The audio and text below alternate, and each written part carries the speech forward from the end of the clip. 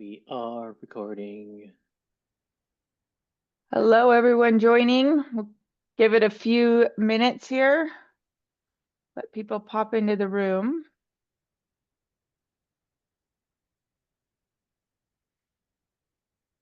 I'm so excited about this time change. I was just looking at my calendar and I saw it and I was like, yes, it's coming finally. Oh, Daylight savings. Yeah, yeah. All right. Hello, everyone. Good to see some familiar names. Just want to make sure I am sharing my screen, right? You're good. I don't use Zoom. So that's the fun thing too. Can never All tell. right. So, as you can see, we got Jason Casuga here today. He's our product manager here at TimesZest. And Craig Lamb is, you've probably talked to him in chat support if you've reached out there. So he's going to be throwing some different links into the chat for you. If you have any questions you would like Jason to answer during this conversation, please go ahead and put those in the Q&A and then we'll queue them up for him. If you haven't joined us for our office hours before, we try to keep this as short and sweet as possible. We want to kind of introduce you to some different subjects. And then we have a section at the end where you can ask questions related or non-related to the topic for the day. So my name is Johanna, and I am a customer success manager here at TimesZest for quite some time now. So many of you have probably talked to me. But I love to bring these webinars to you guys on a monthly basis. If you didn't catch onto the rotation, we actually hold these the last week of every month. They're usually either on the Wednesday or Thursday. And we are announcing the next webinar on LinkedIn. So if you follow the TimesZest LinkedIn page, that's a great spot to see those announcements, as well as we're trying to put them in a banner in the application about a week and a half or so prior to the next office hour. So all of these are recorded. We do put them on our YouTube channel. So if you go on there and find them, you can find us talking about all sorts of things. And we're going to continue to try to bring both new features, but also processes and maybe some older features that you don't know have been released and how to work them into your workflow and into your business. Okay. So real quick, just to kind of get you guys engaged, make sure you're awake. I know it's morning for some of us and lunchtime for others. Where are you guys located? Go ahead and put it in the chat. And is the sun out, or, are you rainy, or what's going on? How's everyone doing? Okay. And then while you do that, Jason is going to get going with introducing Calendar HQ, which was a huge project last year for our engineering team and for Jason himself. And so we're excited to kind of roll out this version 1 of Calendar HQ to you guys. It's been slowly, chat's disabled. Thank you very much. Every time they make me select it manually. There we go. Can we try it now? We got it. Is it working? Should be. Okay. So keep an eye on that. There we go. Woohoo. Hi, Kevin. All right. Thank you for that, you guys. Okay, Jason, tell us all about Calendar HQ and how it can benefit everyone's processes and their Yeah, business. yeah. Thank you for the introduction. Yeah. Like I said, Joe, I mean, this has been a very large project because we wanted to make sure we set up the groundwork on how we want to make this thing work over time. This is not just one thing that we're going to deliver. We need to do this in stages. We want to get this first stage out the way. Actually, pre-stage was more of the infrastructure inside of the Times company, and the systems that we're using was not built for calendar HQ today. So we needed to spend the time last year to do all the infrastructure, internal work to make sure the things that calendar HQ can do today and what it can do tomorrow will be functional.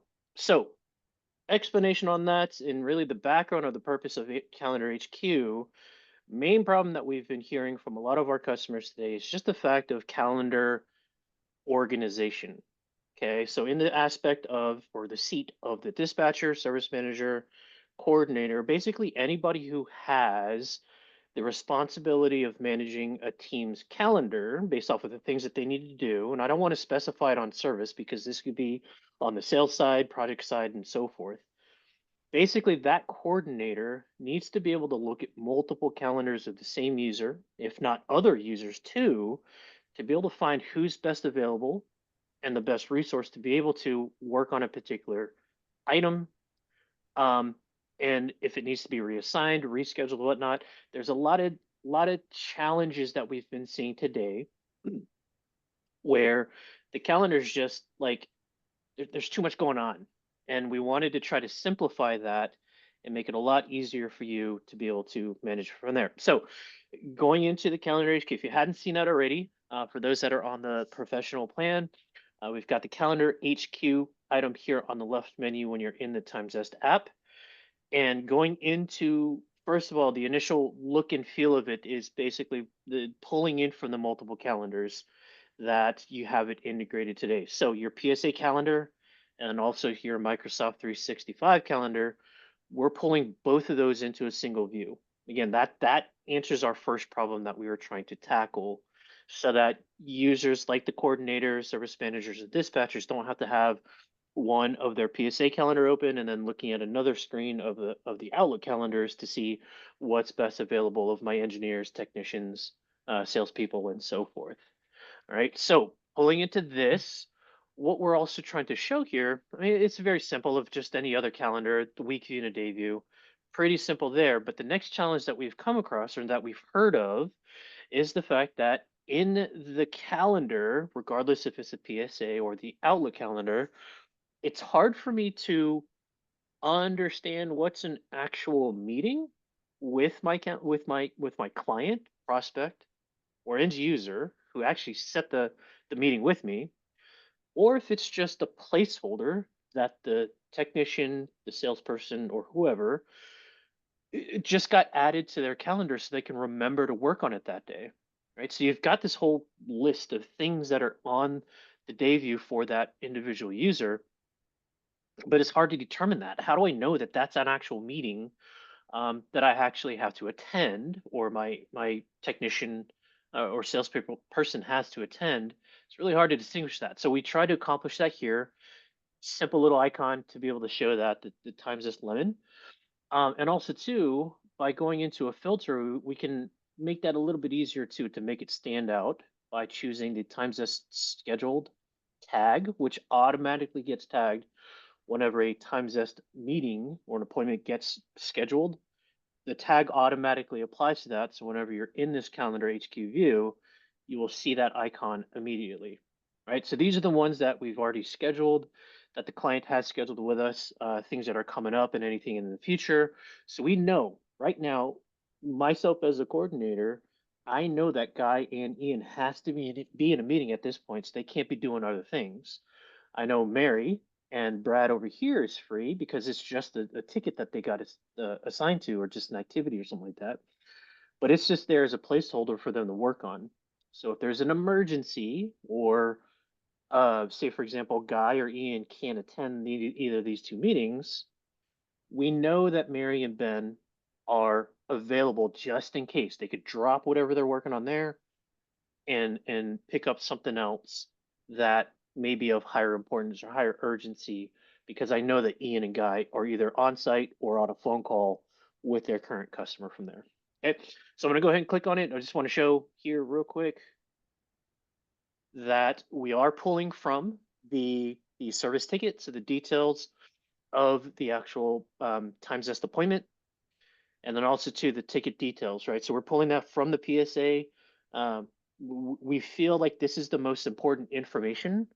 I want to go back into The problems that we've been hearing is the fact that on the service ticket, as a dispatcher coordinator, they don't need to see the full details of the service ticket, company finance, um, the billing information. Not really important. I just need to know the details of the service ticket, the appointment, who's assigned to it, and so forth. So we just wanted to put the initial information here to be able to show where the ticket resides, what status it's in, who it's assigned to, and potentially other details like other scheduled items, configurations, which I don't have permissions on this one, and also notes too, so we can have a good documentation of what has happened on that service ticket. Right. So simple details here where that individual could see what's going on. So now let's see what happens. There are some situations where the appointment is about to happen. I don't want to go to this one because it's already should be already in progress. But let's say for example, this 4 o'clock call, Ian can't attend this one. Okay, so it's already established by the client Steve, saying that Steve needs to work with Ian and schedule it with Ian to work on the storage space issue, whatever that case is here. um, two problems which we're about to release here, which we already did. Actually, I'm sorry, we've already released in this capability, is the ability to be able to reschedule and reassign if that resource cannot attend or be part of that scheduled call. So by clicking on our icon here, we're now given that capability, right? So as a coordinator, I know that Ian just can't attend. So I don't know, things happen, right? So they had to step away, some personal emergency, they had to get out. Maybe another client had to go, had a disaster, and so Ian has to go on site to be able to handle this. So that 4 o'clock phone call can't happen anymore. We have that capability now to be able to either reassign or reschedule it based off of what selection I choose. And then also too, I can actually see what's best available because Times is going to try its best using the scheduling algorithms that it uses today to be able to find what's best available in Ian's calendar to show this is the most available times, right? And then also too, let me just cancel this because I don't want to reschedule it. But also too, again, if I needed to reassign it, Ian can't attend, so I'm just going to choose somebody else to say Ben, for example. I know Ben's free at 4 o'clock, so let's just go ahead and do it that way. Let's go ahead and schedule it from there. I'm going to pause right there. Joe, Craig, are there any questions that anybody There has so are, far? but I wanna review this after, I want, after this section, let's go to permissions and things like that. But here with this, can you go through what the end user rescheduling appointment workflow, toggle, what does that control? Yeah, sure thing. So this one is a workflow trigger inside of the time zest appointment type setting, right? Mhm. So we're going actually, we're actually updating this because it doesn't make sense. The end user is not the one who's actually rescheduling. So we're going to rephrase that.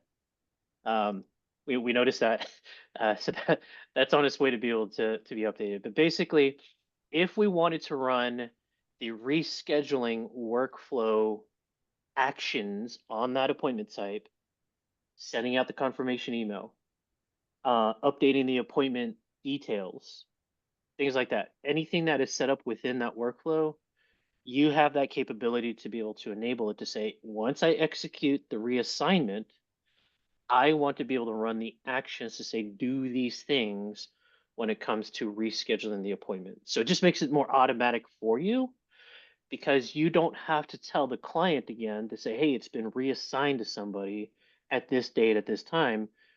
TimeZest will do it automatically via the workflow actions that you've already established in that setup.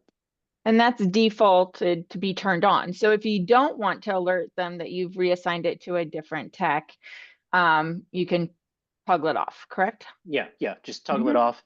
It's Okay. just going to change everything in the back end, but the client's just not going to get an email for it. Yep. Okay. Makes sense, everyone? Good, good. Yep, and then same thing for the reschedule. Let me just show that real quick. This is where the client reschedules. The same thing. We're going to rephrase it to say that to recognize who actually did the execution of the rescheduling or reassignment. So if the client actually does it on their end, it'll say that the client did it. But if any of you guys logged into Calendar HQ and you ran this rescheduling appointment action, um, we're going to have a separate trigger for that. Okay. So, uh, like I mentioned at the beginning of this is version 1, right? So we are looking at making improvements on it. If you haven't seen before, we do have a feature request page. And this was actually, I think Calendar HQ was something that was requested by some customers. There's some sort of calendar view to be able to get in and manipulate things, Mhm. if I remember correctly. So this was actually pulled from our customers. But Craig's going to throw the feature request page link into the chat for you guys. I just want to put this quick plug here. We want to hear from you on what you want Time Zest for your company, right? How you want to develop it for your company. So please go ahead and submit ideas, vote on feature requests that are there, and add comments. You can open them up and add a comment about maybe how you would use it in your business, right? So that gives Jason a picture of how to kind of build it out for our engineering team. So just a little sidestep there. What else does Calendar HQ have for us, Jason? I want to add to that real quick, Joe. Back to the Yeah. feature request. I'm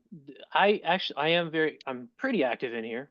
Hmm. So I like to get whenever we start building these things, this is what I use as the platform to ask to schedule time with the voters on things to help us influence, right? This was influenced by I want to say like 12 customers of ours. I had like at least 12 um, individual sessions, and then even more on top of that with those 12 to help me kind of figure out how I want to be able to design it and share it with our engineers. So this is all, from the coordination between customer feedback sessions and how our engineers can best build it based off of that.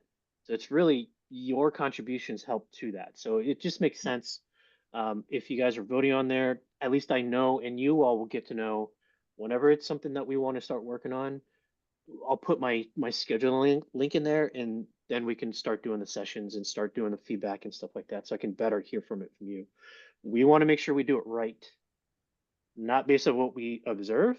Well, I mean, not only that, but we also want to be able to hear from you to understand, is this the right approach to be able to do it in a certain way? And Yeah. this is all just a one of those proofs that shows, we're trying to build it the way that you need to make it work. Yep. Yep. Cool. Perfect. All right. Sweet. Let's go on. I lost track of what I was going to do. Not your fault, Joe. I just got sidetracked for some reason. What was I forgot what I was going to do. Oh, the other thing. Okay, so another thing that came up, I like to talk about this in terms of its reactiveness, right? The way that we built this, the way we want it to be built, is that there's no need for refreshing here. There's no timer to make it Hmm. happen. All right, I'm on my second screen. I'm going to start doing it as I talk. I want you to pay attention over here to Ben Bradley's open area because we sent out a scheduling request to a client for a simple phone call, right? And I'm acting as if I am the client. I am on the TimesZest scheduling page, and they are going through and finding out that that slot is open. And as I confirm to create that request, we don't need to do anything. There's no like refresh rate. There's no hitting refresh or anything like that. You just keep the screen open, and then whenever all the process happens on the back end to be able to try to get the appointment schedule, get the ticket created, have the syncing process go into play. All of that stuff. It just needs it needs time to be able to do that on its own. But at least you don't have to refresh it in order for that account to, I'm sorry, for the event to actually happen. Now, it's not always like going to be instantaneous, right? So it's going to have some time to be able to do its thing. So we try to make it happen like as quickly as possible because it does have like a backlog of stuff. Did I even set the right date? This is live demoing. I I was know, like, are right? you Yeah. sure, Jason? Are you Did I sure do you want to this? do that? Of course, I didn't do the right time. My bad. I love Oh, it.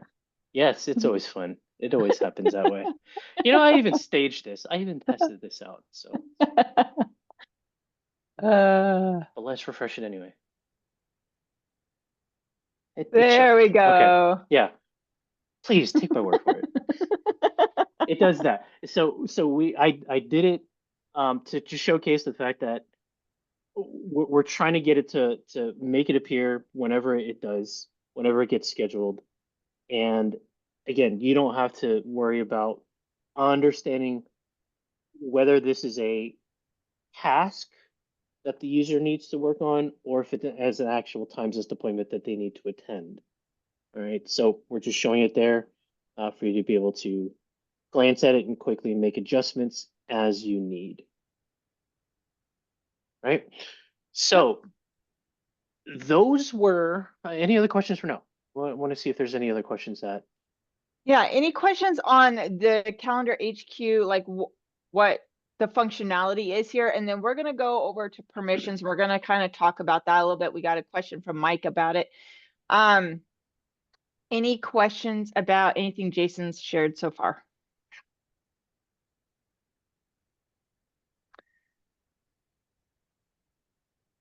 Get an alert for every Alert. time PS integration needs new permissions. Did we talk about that, Joe? To like put a banner or something whenever a permission update Yeah, needs to happen? I think Thought we talked about that. internally we've had conversations about how to make that work. And so it is something that we are thinking about and talking about how to best make that happen, but we don't have an answer for you right now, Dan. I did also, Dan, see the screenshot that you sent us. And so I've set that aside for us to review it on the side. Yeah, it makes sense. You need to be aware Mhm. of these these security permission settings because it does affect the way that your users will be able to do stuff inside of the app. So how we can share it with you either through a pop-up banner. I don't want to flood you with emails. So we just need to figure out the best approach to not only like display it for you, but also to how to be able to make that change. Um, yeah, still in talks. Yep. Yep. Okay, if there's no other questions about the view here and what HQ can do, Jason, let's talk a little bit about permissions. So Mike has a question about the permissions on Calendar HQ and things showing as private. Mhm. He's believing it's coming from ConnectWise side, but it's actually from the Outlook side. Things should be showing as private, right? Can you go into that? Yeah. The reasoning behind that and how to adjust and where those settings are? Yeah, yeah, sure thing. So let me pause real quick. Notice how this went away. I didn't do anything. I didn't refresh. I canceled the appointment and it just got removed. So that's the proof that it works. Okay. Good job. Now let's talk about those settings. So it is per user, and I Mhm. need to go to this user specifically guy because this person has both their PSA and Outlook um, calendar integrated into this account. And so that is where we're talking about here, specifically to the PSA setting as well as the 365 setting. It is per calendar for that user. We're stating here that we can for this user mark everything as private if we wanted to for their PSA calendar to show inside a calendar HQ that is private, but we intentionally block this off for now that users cannot disable the private appointment inside a calendar HQ. The reason being is because we wanted to honor that individual user's right to be able to say that they could do it on their own.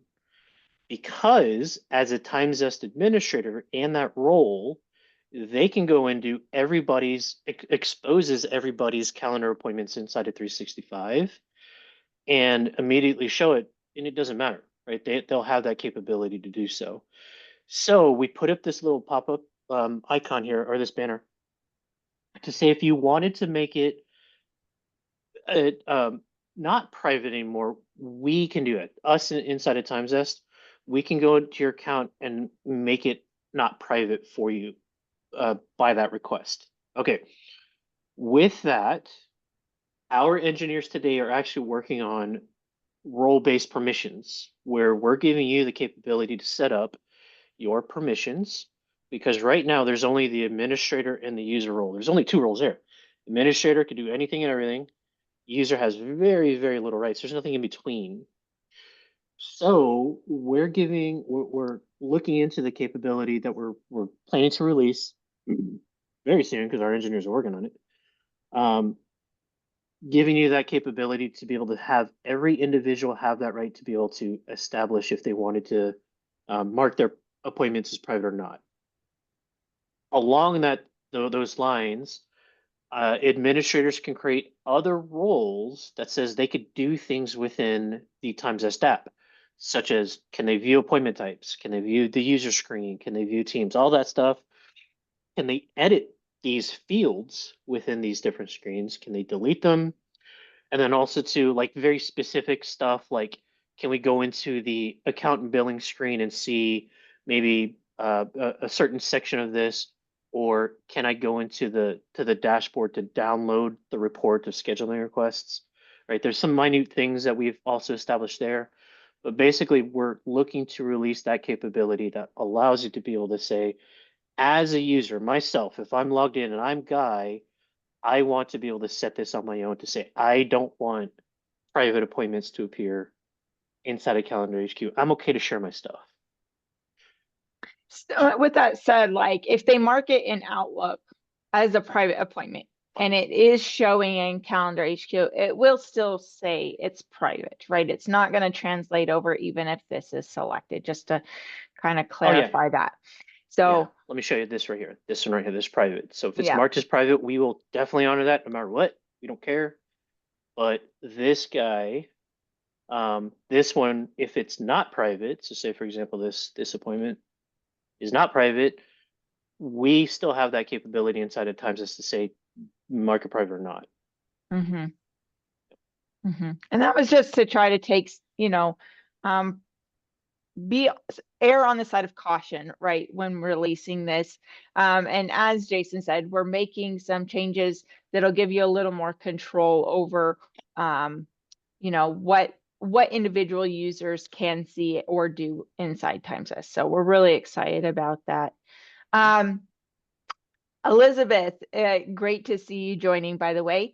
Let's go. She wanted to talk a little bit about the licensing for Calendar HQ. How does that work? Because she got an error saying she needed to activate her license. Yeah, so we are granting access for users, for all users to be able to view things inside of Calendar HQ. So it's based, first of all, it's based off of the role as an administrator, like basically everybody in this account.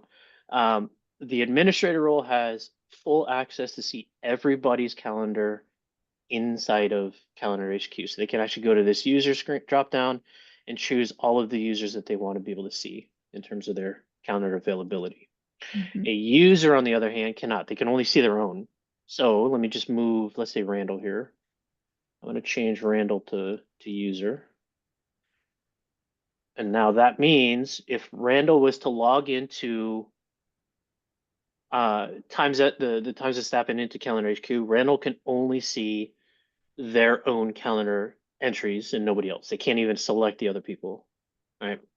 So on top of that, it's the active licensing that grants the capability to be able to take action upon those appointments of what I Mhm. just said about reassigning, rescheduling, and then future stuff that we're looking down the pipeline, such as creating meeting invites. We're looking into recurring appointments. possible other calendar integrations, many other things that we're looking into. You have to have an active license in order to be able to take action inside a calendar HQ.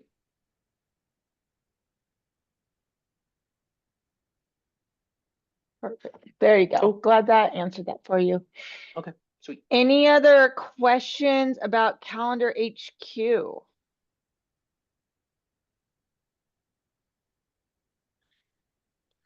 No?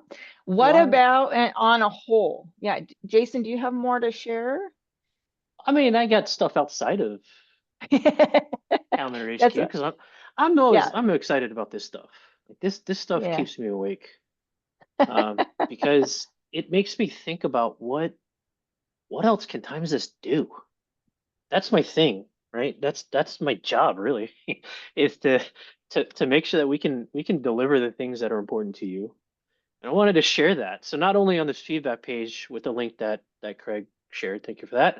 I want to go into first of all, let's go into the top because one of the things that we're looking into, we base a lot of this feedback off of the feedback votes because it's important. Not to say that the lesser votes are not. It's just the fact that it's a higher impact because people are voting for it and they want it. So we pay attention to that on the vote count. One, for example, here, this one, I want to make the announcement. Is it now the right time, Joe? Can I make the announcement for this Go, one? yeah, you're good. Okay, cool. So this is our top voted feature request that's been out there for quite some time. We're actually, I'm waiting for engineers. We're gonna try to release it today, maybe tomorrow, for you giving you all the capability to be able to cancel appointments automatically whenever a service ticket is closed. So the situation here, you guys send out the time zest scheduling request to your client, your end user, and they complete the whole process. Or the scheduling request is sent out there, but they haven't done anything yet. They jump on the phone with somebody and that issue on the ticket gets resolved, right? So then that the person on on that line, they close out the service ticket, put their notes and stuff like that to say, okay, we're done with this ticket, no longer needed. But then they can forget the fact that the appointment is already scheduled or the scheduling request is out there waiting for it to be scheduled, but there's no need for it anymore, right? We solved the ticket already, so the times this request is no longer needed. What we're trying to do is create this listening service that will actively pay attention to the service tickets on your queue. If it's in a closed state, in a closed status, Times this will automatically go ahead and cancel that appointment, remove the meeting invites from everybody's calendar, or if it's just a simple scheduling request, we're just going to cancel it silently and just go ahead and mark it off as a request that can't be scheduled more because the ticket is closed. That's So exciting. yeah, That's yeah, exciting. it makes sense because like, there's a lot of times where the appointment it's out there like, a couple days from now, ticket gets closed and then the client comes in like, oh, why do I have this meeting on my calendar? They're on there waiting. We've heard that a couple times. Some of the end users they're waiting on the line and like the tech is like, why are you reaching out to me? Why are you in this meeting? We already fixed your issue. And they're like, oh, okay, didn't know that. So We got a we're few questions. Yep, oh go yeah, ahead. go ahead. Yeah, so we got a few questions. So John was asking um independent licensing based on number of pro licenses on an account. So any chance of that being added as an independent licensing? So I think that's kind of what we had discussed internally about having different licensing um for access to Calendar HQ. Is that correct, John? If I'm wrong there. Or is it the same as the pro license?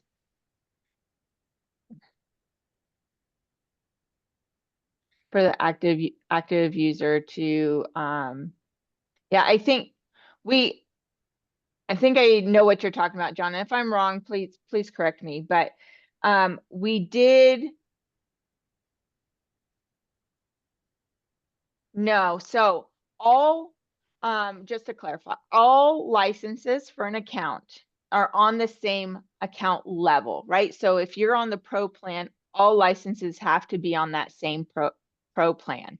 We don't mix and match. And that's because our functionality that's included in the pro plan is account wide. It's not user specific. And so we just decided early on, it's all the same, right? So if you're on the pro plan, all the licenses you add will be on the same plan level. Make sense? I hope that answers. The other part of that is we also talked about, the licensing. It is the same for the access to go in and change calendar HQ and all that as your other licensing, right? So we've tried to keep it as simple and clear cut as possible. You toggle it on, it is the same licensing. Yeah, I hear what you're saying, John, is that like schedulers or dispatchers, um, would need that extra license to go in there and manage things in Calendar HQ.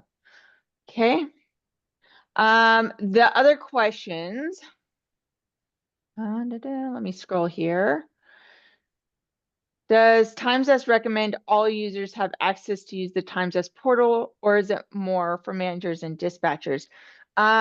So everyone has access to the TimesS portal. It just looks different. Okay, so your regular users who do not have administrative permissions actually do have their own version of TimesS that they get access to when you toggle them on. And so they're able to go in there and see. It's really streamlined down. Like they can see the appointment types. They can grab URLs if it's set up for them, but they cannot make any edits to the appointment type, right? So they can't make changes. They do have their own user section, which if certain permissions are turned on, thank you very much, Jason.